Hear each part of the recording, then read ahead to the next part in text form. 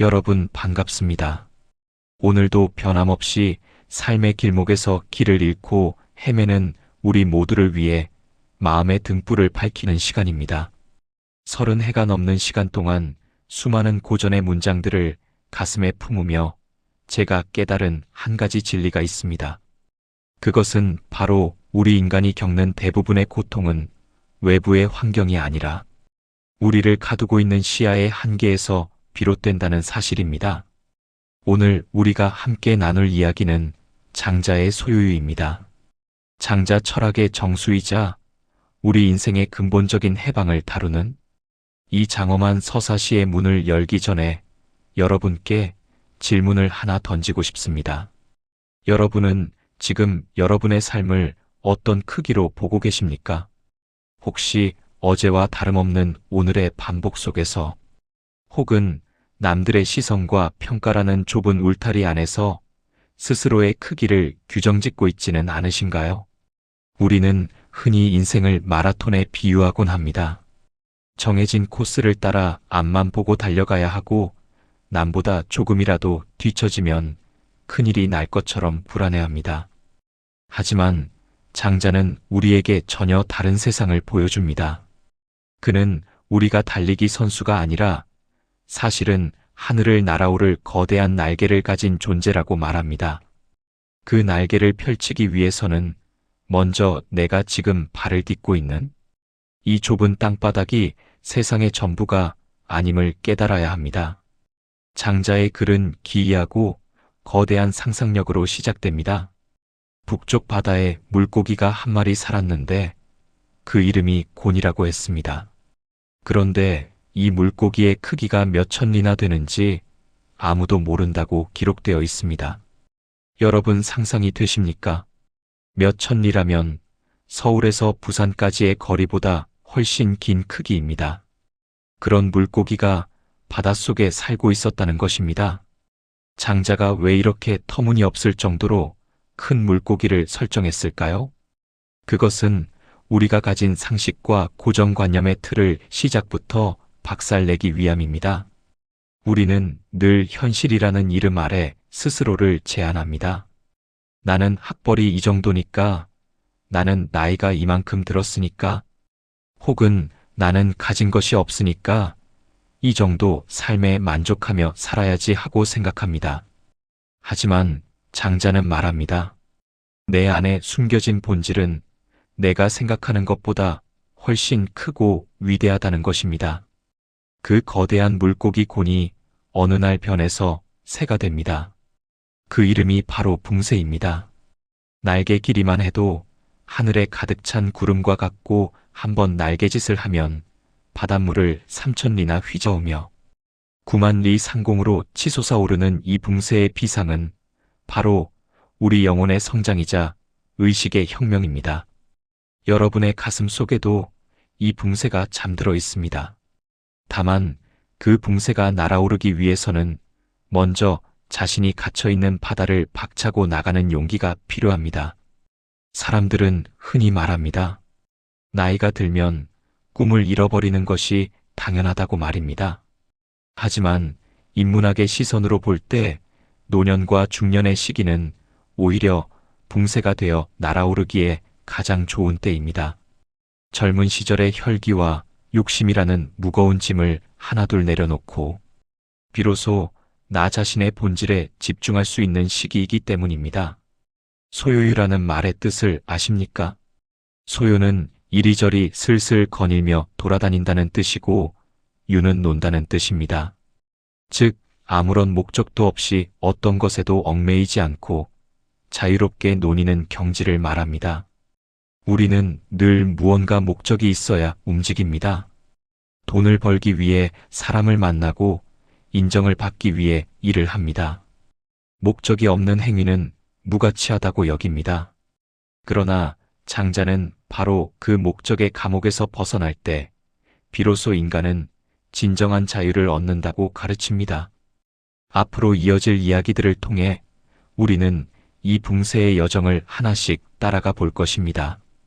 어떻게 하면 우리 안에 작은 물고기를 거대한 새로 변화시킬 수 있는지, 그리고 우리를 비웃는 세상의 시선들로부터 어떻게 자유로워질 수 있는지 구체적이고 깊이 있게 다루어 보겠습니다. 이 시간은 단순히 옛날 이야기를 듣는 시간이 아닙니다. 여러분의 억눌린 영혼에 날개를 달아주는 시간이며 좁은 시야를 넓혀 우주적 관점에서 인생을 바라보게 하는 의식의 세례가 될 것입니다. 준비되셨습니까? 이제 여러분의 마음이라는 깊은 바다 속에 잠들어 있는 곤을 깨워야 할 시간입니다. 거친 파도를 뚫고 하늘로 솟구쳐 오를 준비를 하십시오. 여러분이 지금 느끼는 그 답답함이 사실은 비상을 앞둔 붕세의 몸부림이었다는 것을 깨닫게 될 때, 여러분의 인생은 이전과는 전혀 다른 차원으로 접어들게 될 것입니다. 저와 함께 그 찬란한 비상의 현장으로 가보시지요. 장자는 이야기의 서두를 북쪽 바다라는 아주 상징적인 장소에서 시작합니다. 그곳은 해가 비치지 않는 어둡고 깊은 바다입니다. 명예라고도 불리는 이 바다는 우리 인간의 깊은 내면이자 아직 깨어나지 않은 무의식의 세계를 의미합니다. 그 어두운 심해에 곤이라는 물고기가 살고 있었습니다.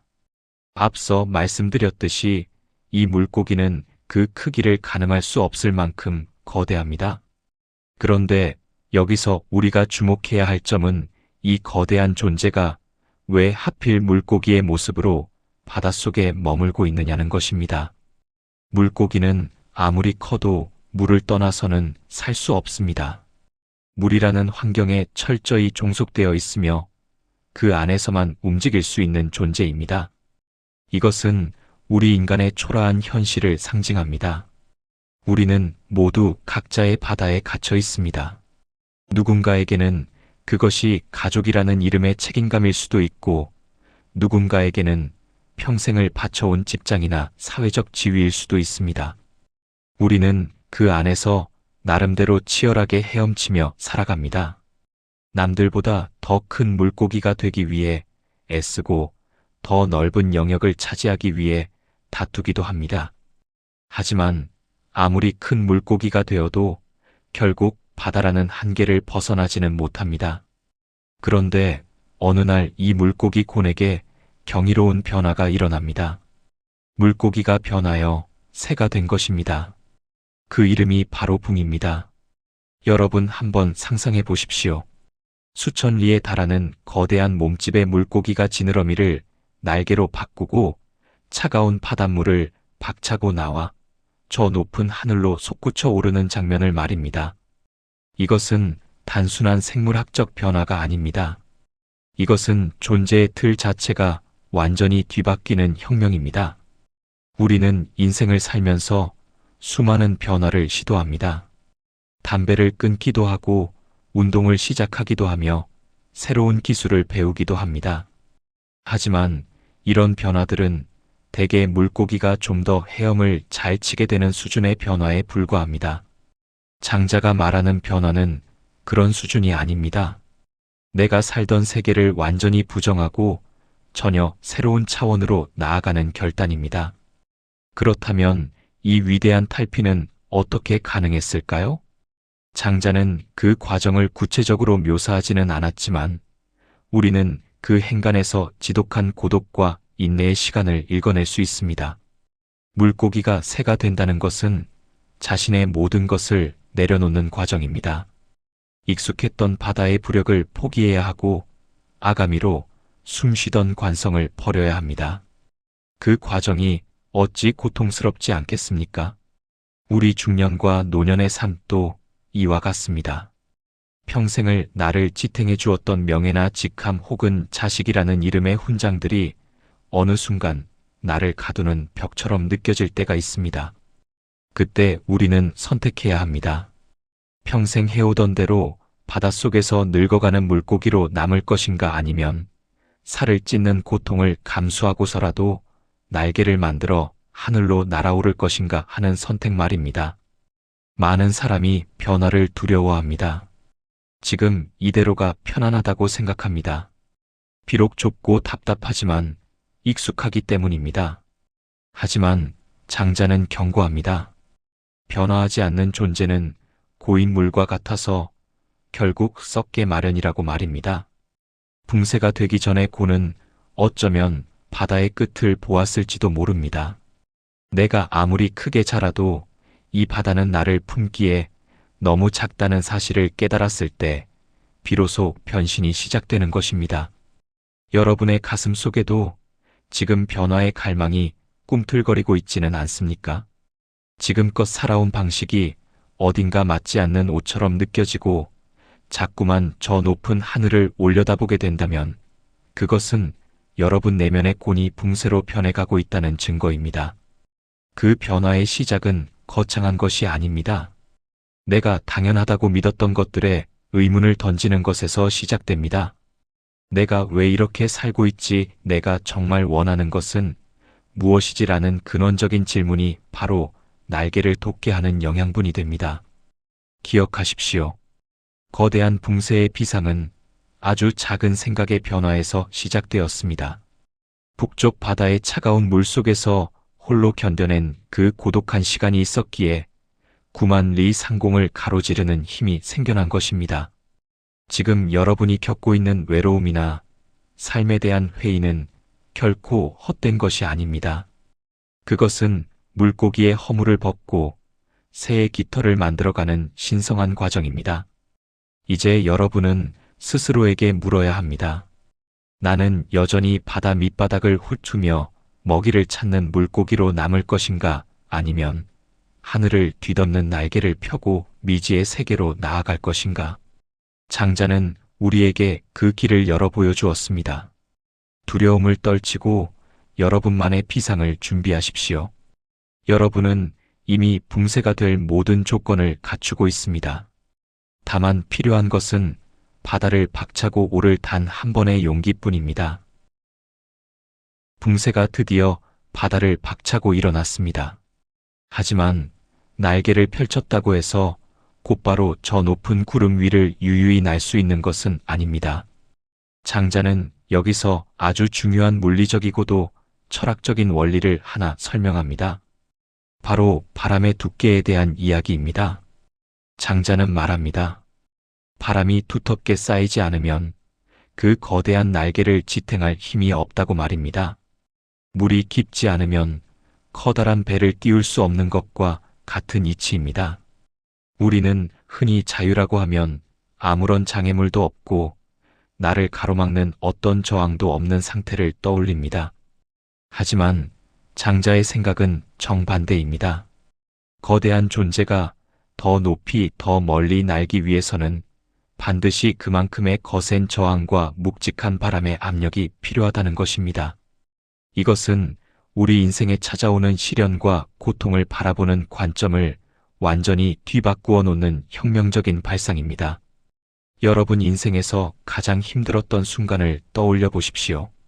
사업에 실패했을 때 믿었던 사람에게 배신을 당했을 때, 혹은 원치 않는 질병으로 몸과 마음이 무너져 내렸을 때, 우리는 왜 나에게만 이런 불행이 닥치는가 하며 하늘을 원망합니다. 그 고난이 나를 주저앉히는 벽이라고만 생각합니다. 그러나 장자의 시선으로 보면 그 시련이야말로 여러분을 9만 리 상공으로 밀어 올려줄 두터운 바람입니다. 붕세의 날개는 너무나 거대해서 웬만한 미풍으로는 꿈쩍도 하지 않습니다. 동네 골목길을 맴도는 가벼운 바람은 작은 참새들에게나 어울리는 것입니다. 거대한 존재는 거대한 풍파를 만나야 비로소 비상할 동력을 얻습니다. 지금 여러분을 짓누르고 있는 삶의 무게가 크면 클수록 여러분은 더 높이 날아오를 준비를 하고 있는 것입니다. 생각해 보십시오. 태풍이 몰아칠 때 작은 새들은 바위 틈에 숨어 벌벌 떨지만 독수리는 그 바람을 타고 폭풍 위로 솟구쳐 오릅니다. 우리 삶의 고난도 마찬가지입니다. 그 고난을 저항으로 받아들이면 그것은 나를 죽이는 고통이 되지만 그 고난을 바람으로 받아들이면 그것은 나를 전혀 다른 차원의 삶으로 이끄는 에너지가 됩니다. 장자는 이것을 부요라고 표현했습니다. 바람을 타고 오르는 것 즉 내 힘으로만 아등바등 버티는 것이 아니라 세상의 흐름과 시련의 힘을 역이용하는 지혜를 말합니다. 많은 사람이 중년 이후의 삶에서 무기력함을 느낍니다. 이제는 체력도 떨어지고 세상에서 밀려난 것 같아 서글퍼합니다. 하지만 바로 이때가 가장 두터운 바람이 부는 시기입니다. 청년 시절의 치기 어린 열정과는 비교할 수 없는 깊은 통찰과 세월의 무게가 여러분의 등 뒤를 받쳐주고 있기 때문입니다. 그동안 겪어온 수많은 실패와 성공 상처와 치유의 경험들이 하나하나 쌓여 붕새의 날개를 받쳐줄 튼튼한 기류가 된 것입니다.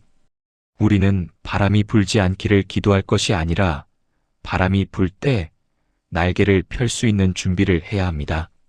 장자는 붕새가 9만 리를 올라가서야 비로소 푸른 하늘을 등지고 아무런 장애물 없이 남쪽 바다로 향한다고 했습니다. 그 9만 리를 올라가는 과정은 처절한 사투였을 것입니다.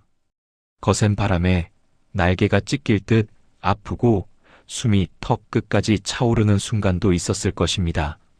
하지만 그 고도를 견뎌내고 나면 아래를 내려다보았을 때 세상의 모든 소음과 다툼은 그저 먼지처럼 작게 보일 뿐입니다.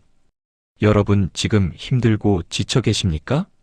내가 감당하기엔 세상의 파도가 너무 높다고 느껴지십니까? 그렇다면 기뻐하십시오. 여러분은 지금 붕새의 고도에 진입하고 계신 것입니다. 작은 시냇물에서는 종이배밖에 띄울 수 없지만 집채만한 파도가 치는 거친 바다에서는 거대한 함선이 나아갈 수 있습니다. 여러분의 시련이 큰 이유는 여러분이 그만큼 큰 존재이기 때문입니다. 장자가 우리에게 전하는 위로는 결코 값싼 동정이 아닙니다. 너는 큰 존재이니 이 정도 아픔은 당연히 견뎌야 한다는 엄중한 격려입니다. 바람이 없으면 붕새는 추락합니다. 저항이 없으면 비상도 없습니다. 우리의 삶을 가로막는 모든 역경을 나를 더 높은 곳으로 인도하는 고마운 바람으로 받아들이는 순간 우리는 비로소 소유의 길에 첫 발을 내딛게 됩니다. 이제 여러분의 날개를 활짝 펴십시오. 그리고 여러분을 향해 불어오는 차가운 바람을 정면으로 맞이하십시오.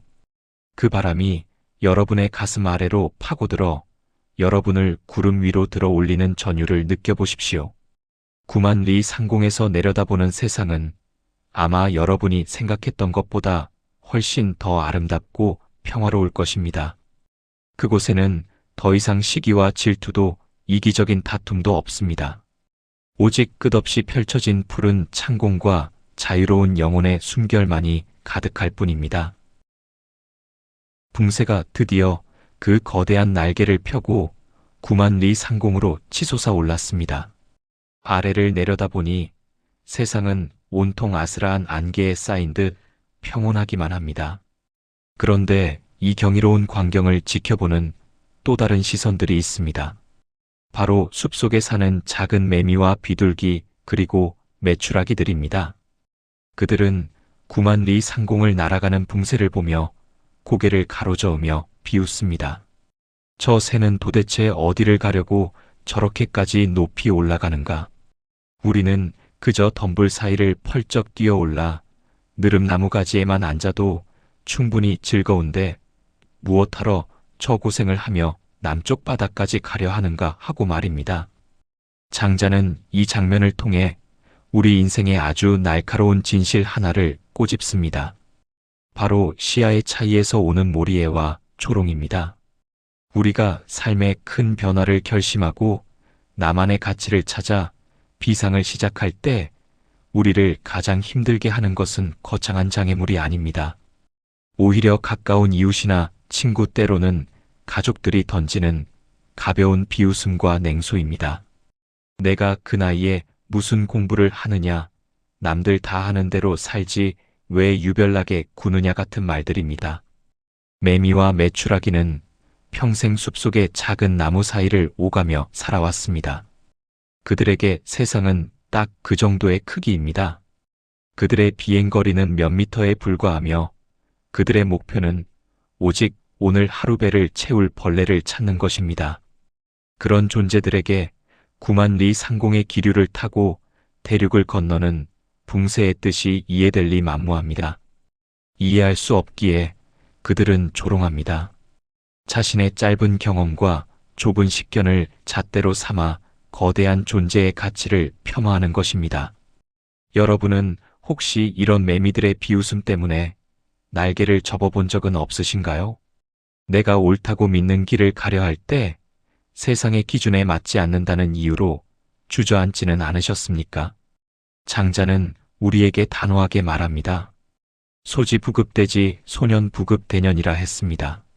작은 지혜는 큰 지혜를 따라갈 수 없고 짧은 수명은 긴 수명을 이해할 수 없다는 뜻입니다. 하루살이가 내일의 해를 알 수 없고 여름만 사는 매미가 겨울의 눈을 상상할 수 없듯이 삶의 깊이를 깨닫지 못한 이들이 여러분의 높은 뜻을 이해하기를 기대하는 것 자체가 욕심일지도 모릅니다. 우리는 흔히 남들에게 인정받고 싶어 합니다. 내 비상을 세상 사람들이 박수치며 응원해 주길 바랍니다. 하지만 진정한 비상은 고독을 수반합니다. 내가 붕세의 고도에 올라섰을 때 나를 이해할 수 있는 존재는 오직 같은 고도를 나는 또 다른 붕세뿐입니다. 매미들의 박수를 받으려 애쓰지 마십시오. 그들의 비웃음은 오히려 여러분이 그들보다 훨씬 높은 곳에 있다는 것을 증명하는 반가운 신호입니다. 생각해 보십시오. 동네 어귀의 작은 시내에서는 아이들이 돌을 던지며 장난을 칠 수 있지만 깊고 푸른 바다의 심장에는 누구도 함부로 손을 댈 수 없습니다. 타인의 말 한마디에 내 인생이 흔들린다면 그것은 아직 내 마음이 얕은 개울물에 머물러 있다는 증거입니다.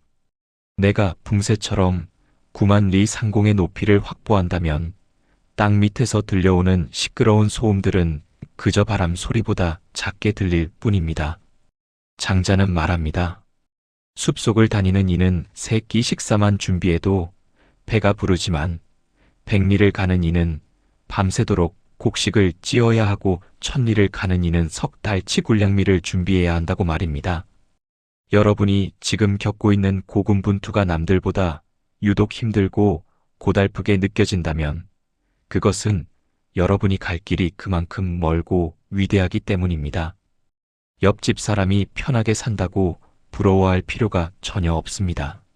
그는 덤불 속을 오가는 메추라기의 삶을 선택한 것이고 여러분은 남쪽 바다를 향하는 붕세의 삶을 선택한 것이니까요.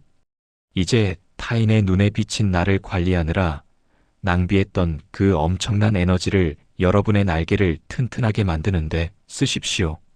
매미가 비웃거든 그저 빙그레 웃어주면 그만입니다.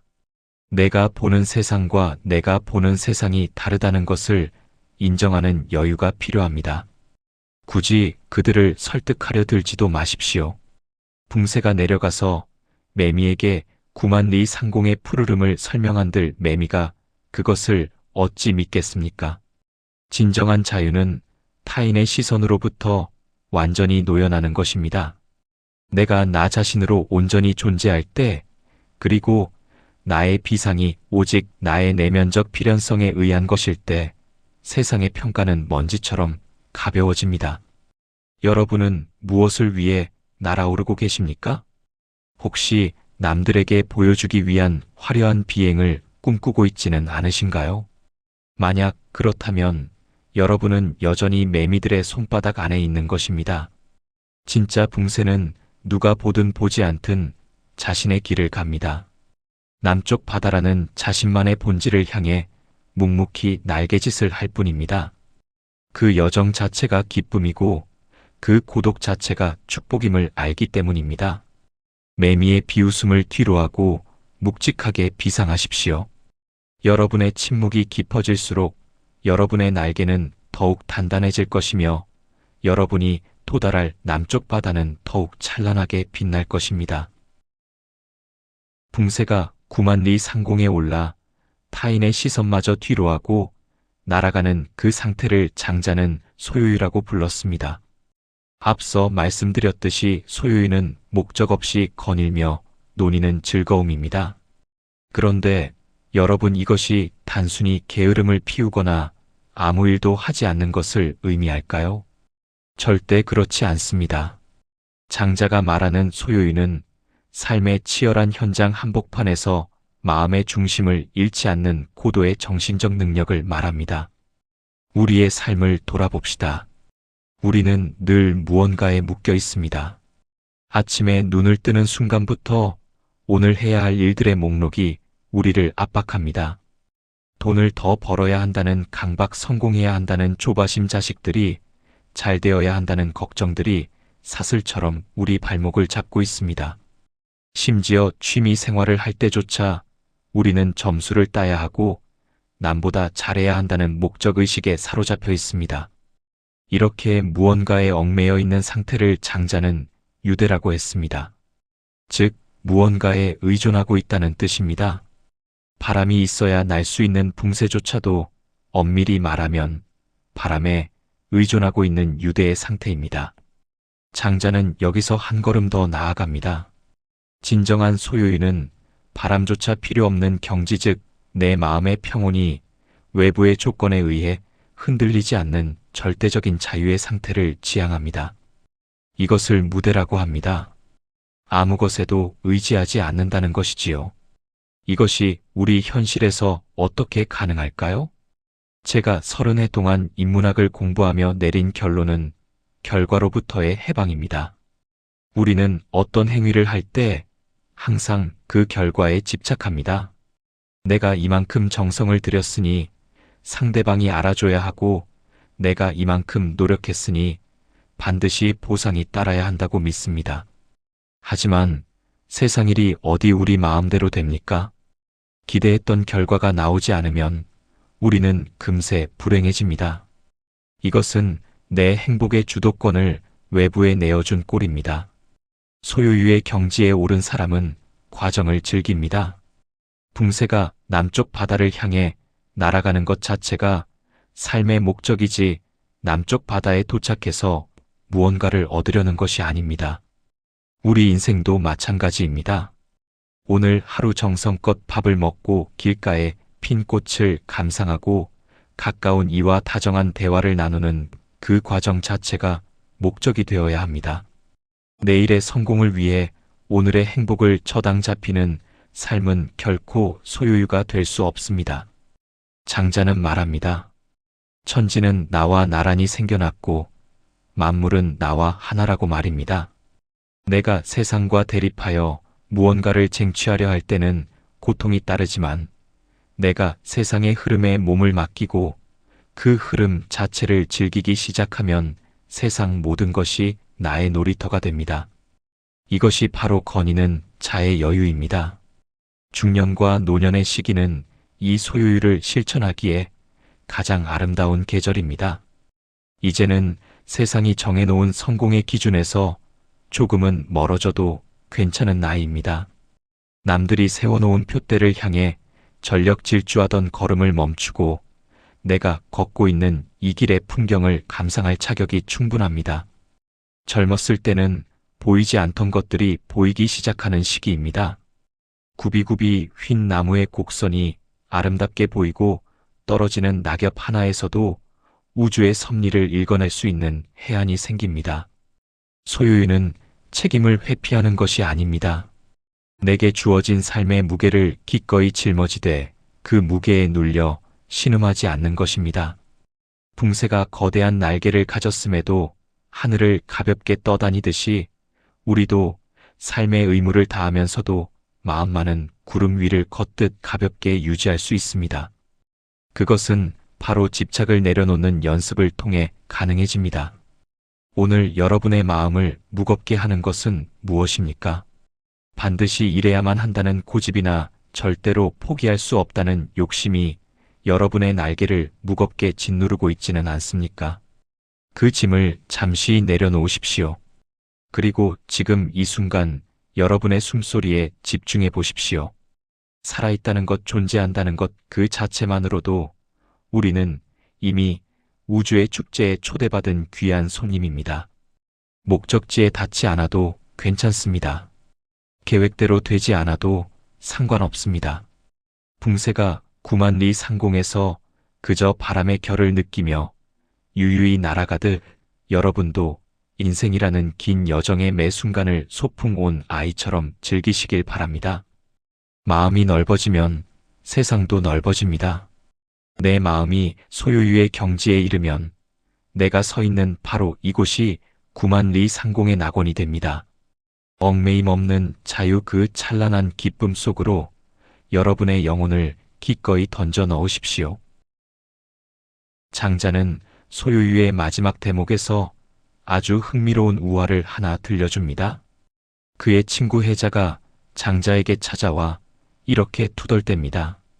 나에게 아주 큰 나무가 하나 있는데 줄기는 뒤틀리고 옹이가 많아서 목수가 먹줄을 칠 수도 없고 가지들은 꼬불꼬불해서 차를 댈 수도 없네.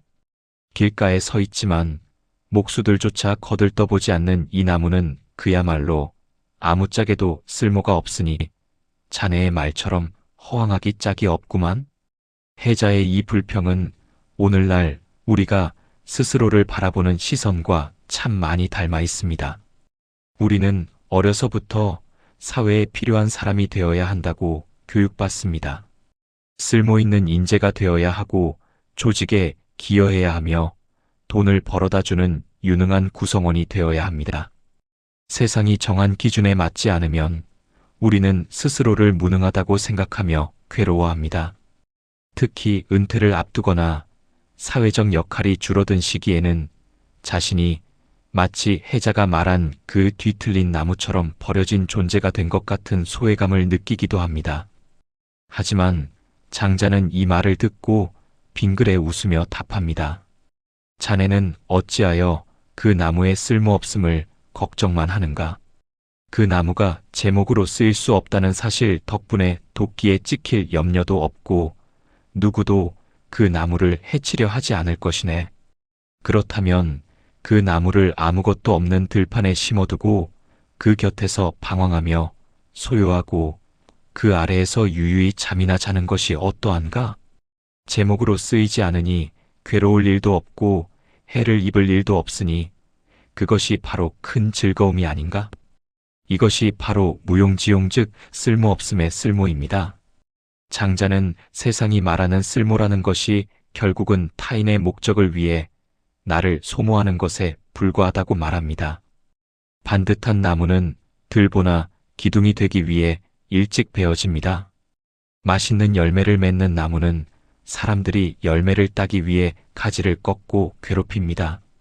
세상의 기준에 맞춰 쓸모있는 존재가 된다는 것은 어쩌면 나 자신을 잃어버리고 타인의 도구로 살아가는 길일지도 모릅니다. 우리가 은퇴를 하고 직함이 사라지고 예전만큼 생산적이지 못하다는 평가를 받을 때 우리는 비로소 진정한 나 자신으로 돌아갈 기회를 얻는 것입니다. 이제 더 이상 목수의 먹줄에 맞춰 내 몸을 깎아낼 필요가 없습니다. 남의 집 기둥이 되기 위해 내 삶을 희생할 필요도 없습니다. 굽으면 굽은 대로 뒤틀리면 뒤틀린 대로 나만의 고유한 형상을 유지하며 당당하게 서 있을 수 있는 권리를 얻은 것입니다. 생각해 보십시오. 숲속에서 가장 오래 살아남는 나무는 대개 목재로 쓰기 부적합한 못생긴 나무들입니다. 그 나무들은 천수를 누리며 거대한 그늘을 만듭니다. 그 그늘 아래로 지친 나그네가 찾아와 쉬어가고 새들이 둥지를 틉니다.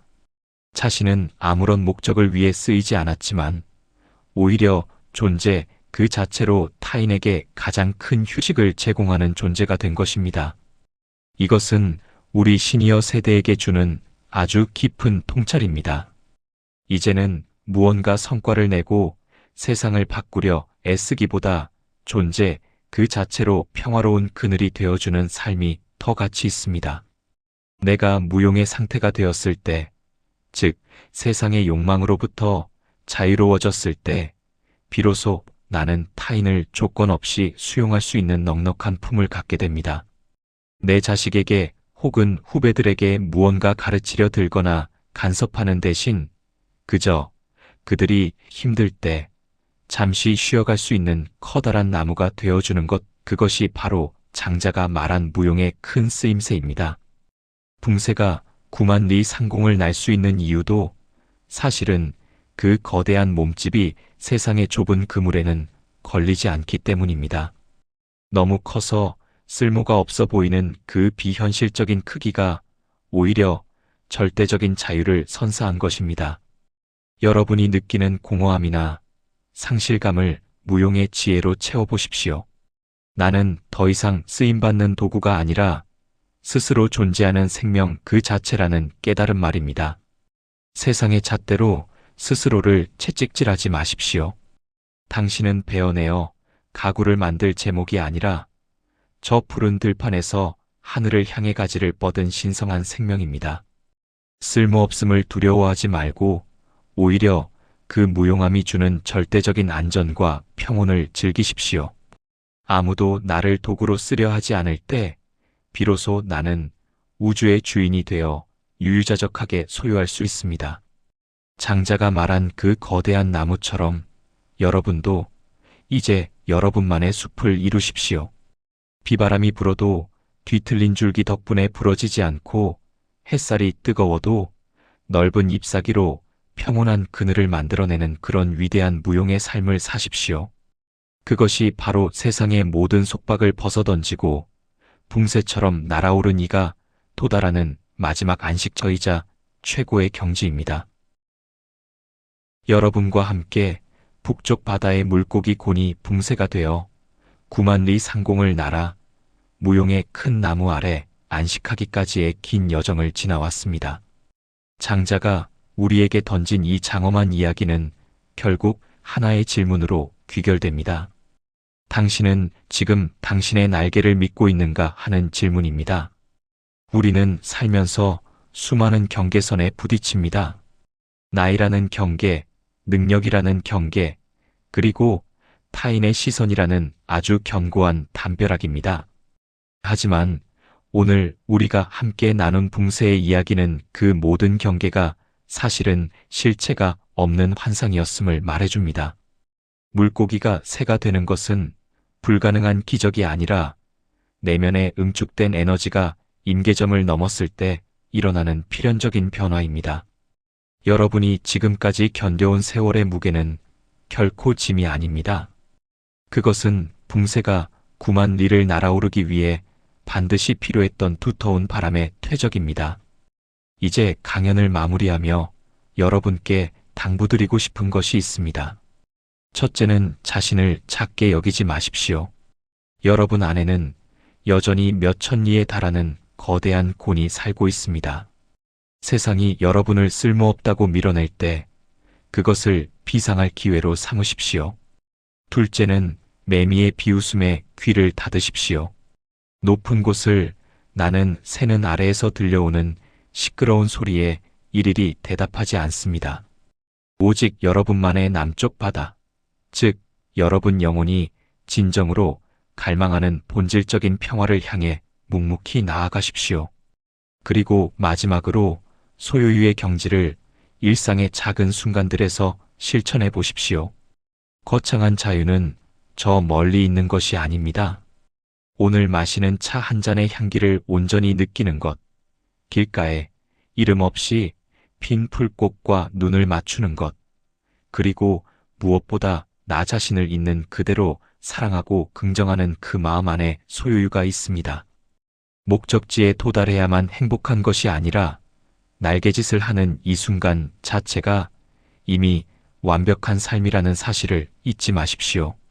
장자는 2500년 전의 인물이지만 그의 목소리는 오늘날을 살아가는 우리에게 더욱 절실하게 다가옵니다. 속도와 효율, 경쟁과 성과만을 강조하는 이 메마른 세상에서 장자는 우리에게 숨 쉴 구멍을 열어주었습니다. 굳이 반듯한 제목이 되지 않아도 괜찮다. 굳이 남들의 속도에 맞추지 않아도 괜찮다. 너는 너로서 이미 충분히 거대하고 아름다운 존재라고 우리를 다독여줍니다. 여러분, 이제 다시 현실로 돌아가실 시간입니다. 하지만 돌아가는 여러분의 발걸음은 이전과는 다를 것입니다. 여러분의 등 뒤에는 이제 눈에 보이지 않는 거대한 붕새의 날개가 달려 있습니다.